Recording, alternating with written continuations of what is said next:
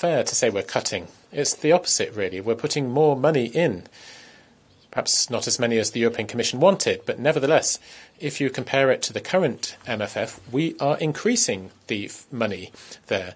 It's important to say that because lots of people are saying, I've read a lot that we're cutting, and it's not the case. We're increasing quite significantly the money available, not as much as the Commission wanted. The Commission were even more ambitious than the MFF, but that, nevertheless, the money is going up.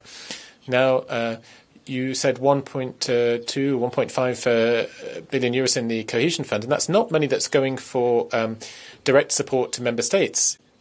It's administrative money linked to managing the cohesion funds. And so that's just a little technical point relating to your second question. Now, on the first question, it's essential. Fundamental. And I can tell you that in preparation of that meeting and during the meeting, we felt how the leaders, they are aware, they are conscious that this is fundamental to deliver and to deliver on our promises. And remember that a few months ago, we made the promise, we committed to deliver 1 million ammunition by the end of the year.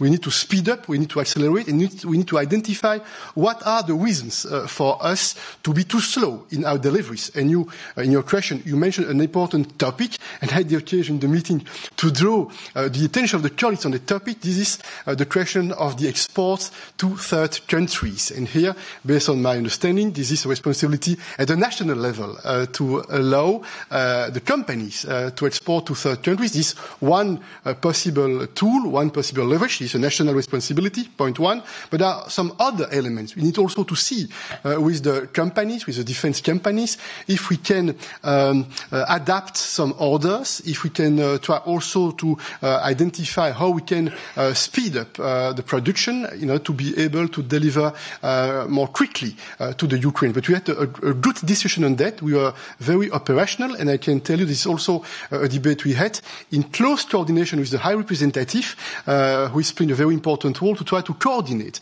the ministers of defense so that there is a clear clarity among the member states who is doing what and what can we do to be more effective in that field. And finally, you said 5 billion on a yearly basis or 20 billion on a multi-annual basis for the European Peace Facility. This is not in the text. Yes, in fact, this is subtle, but this is in the text because we refer in the text of the conclusions to the proposal on the table. And the proposal on the table is 5 billion on a yearly basis and 20 in total. But what's the most important thing?